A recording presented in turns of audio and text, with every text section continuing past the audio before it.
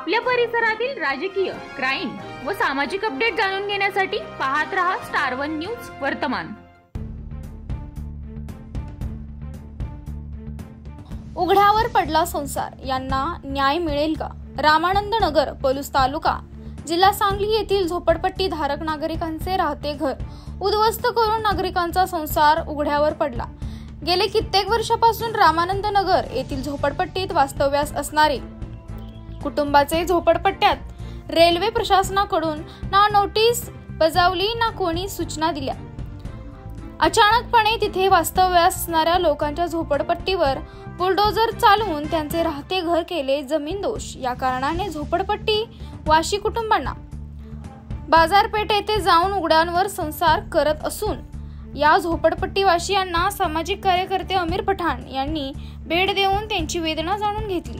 यामध्ये झोपडपट्टीत वास्तव्यास असणाऱ्या कुटुंबाचे संसार लागणारे अनेक गरजेच्या वस्तू यांचे मोठे नुकसान झाले असून हातावर पोट असणाऱ्या या कुटुंबियांना याची भरपाई कोण व कशी देणार, तसेच याविषयी सामाजिक कार्यकर्ते यांनी त्यांना दिलासा देत आंदोलन सुरू केले असून या आंदोलनामध्ये प्रमुख मागणी या बेखबर झालेल्या लोकांना तात्काळ पक्की घरे देण्यात यावी। जेव्हापर्यंत या मागणीस मंजुरी मिळत नाही तोवर आमचे आंदोलन स्वरूप लढा सुरूच राहणार आणि ज्यांनी ही डोळ्यावर पट्टी बांधून कृत्य केले आहे त्यांच्यावरती कठोर कारवाई करण्यात यावी।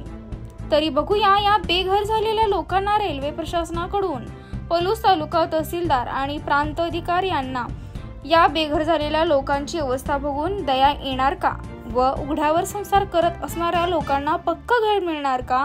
एकीकडे आपल्या देशाचे आदरणीय प्रधानमंत्री श्री नरेंद्रजी मोदी यांनी या देशातील तमाम जनतेला एक आश्वासन दिलेलं आहे की प्रत्येक कुटुंबाला त्यांचा स्वप्नातले घर देणार आणि दुसरीकडे पहा या झोपडपट्टी वासियांची व्यथा। प्रतिनिधी कीर्ती नाईक नवरे। रामानगर मध्ये बापवाडी झोपडपट्टी बेकायदेशीररित्या पाडल्याबद्दल गेली 4 ते 5 दिवस आवाज न्याय आंदोलन रामानगर येथे चालू आहे। तत्पूर्वी काल आम्ही पलूस शहरच्या पाण्याच्या टाकीवर झोपडपट्टीमधील नागरिक घेऊन एक आंदोलन केलं व शासनाने आम्हाला आश्वासित केलं की आम्ही तुमच्या मागण्या तातडीने आम्ही पूर्ण करू। जी कारवाई झाली ती माणुसकीला काळीमा फासणारी होती। 40 ते 50 घरं बेघर झाली, त्यांची कुटुंब उद्ध्वस्त झाली, त्यांचं सामान उद्ध्वस्त झालं आणि ती घरं रस्त्यावर इथं आली। नाथपंथी डवरी समाज आणि इराणी समाज या 2 समाजातील माणसं या ठिकाणी पुण्या गोविंदानं राहत होती। गेली 60 ते 70 वर्ष या ठिकाणी राहत होती। त्यांना रेशन कार्ड, आधार कार्ड, मतदान कार्ड, लोकशाहीतनं मतदान याद्यामध्ये त्यांची नाव आहे। तरी सुद्धा आज एक न्यायासाठी वाट बघत बसलेली सर्व नागरिक इथं आहेत। आज या माई माऊल्यांना आपल्या इज्जत लपवण्यासाठी आडूसं सुद्धा इथं कुठं नाही आणि आमची एक न्याय मागायचा आहे शासनाकडे की शासनानं तातडीनं यांच्या बाबतीत विचार करावा आणि जी कारवाई बेकायदेशीर झालेली आहे त्या अधिकाऱ्यांच्यावर त्यांच्यावर गुन्हे दाखल करावे। तसंच आम्ही जी काही मागणी केलेली आहे, आम्हाला जे काही कागदपत्रे हवी आहे ती कागदपत्रे आम्हाला तातडीने मिळवून द्यावेत। पलूस तहसीलदार मॅडम यांच्याशी ज्यावेळी चर्चा झाली त्या चर्चेतनं आम्हाची वेळ देण्यात आली होती, पण अजूनही आम्हाला तहसील प्रशासनाकडून कोणताही प्रतिसाद आम्हाला मिळालेला नाही। उद्यापासून आम्हाला आमचं न्याय मिळवण्यासाठी, आमच्या हक्काचं घर मिळवण्यासाठी आम्हाला ही सदर आंदोलनाला एक वेगळी दिशा आम्हाला निर्माण करावी लागेल आणि त्या संघर्षाला होणाऱ्या परिस्थितीला जबाबदार प्रशासन असेल एवढंच मी या अनुषंगाने सांगू शकतो।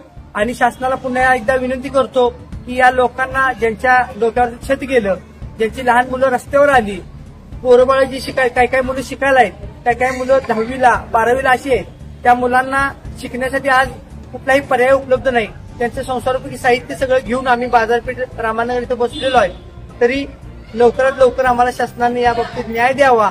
माझे नाव रवींद्र भीमराव सणके, राष्ट्रीय चर्मकार संघटना पश्चिम महाराष्ट्र अध्यक्ष। पहिल्यांदा मी यातील प्रशासनाचा जाहीर निषेध करतो कारण जाहीर निषेध अशासाठी कारण का या प्रशासनाने डोळ्यावरती दृष्टराजाची पट्टी बांधून बसलेली आहे। एखादाही सक्षम अधिकारी इथं जे काय आंदोलन बसलेलं आहे हे आंदोलन, त्या आंदोलनाला सुद्धा भेट दिलेलं नाही।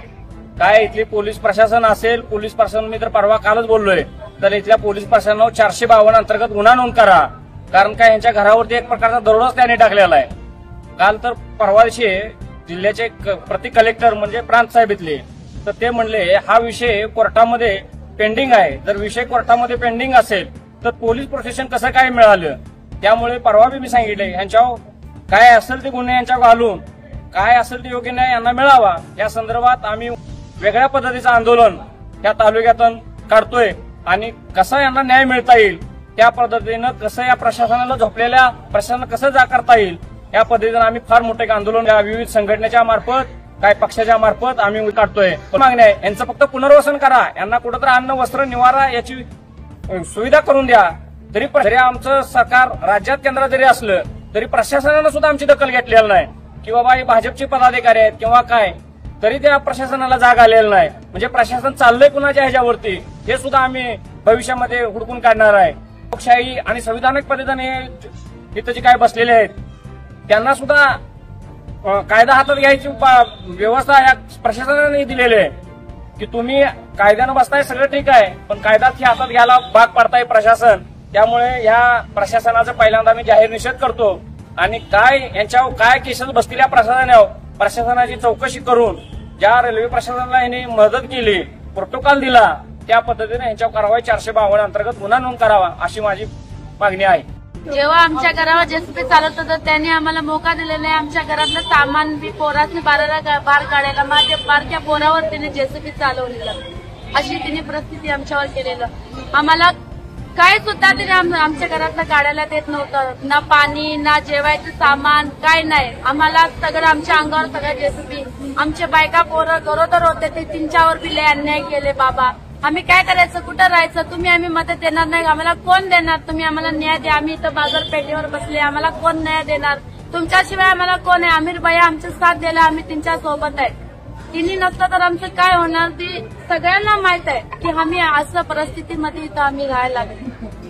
तुमचं किती नुकसान झालंय? आमचं लय नुकसान झाले, आमचं सगळं घरात उठले, आमचं भांडी कुंडी कपडे कायच राहिलं नाही। आम्हाला जेवायचं सुद्धा आम्हाला काय नाही, आम्ही बाजारात जेवण देते आम्ही तीच खाते, आम्हाला कोण कायच मदत देणं झाले। आणि किती वर्षापासून काय आमचं सगळं गेले, आम्ही 70-75 वर्ष त्या इथं राहिले बापूवाडीत। आम्ही आमचं घर तोडले तिने रेल्वेवाला बिना कायद्याचे, आमच्या घरावर जेसीबी चालवलं, आमच्या बारक्या पोरावर आमच्या बायका गरोदर होत्या ते त्यांच्यावर बी अन्याय केले।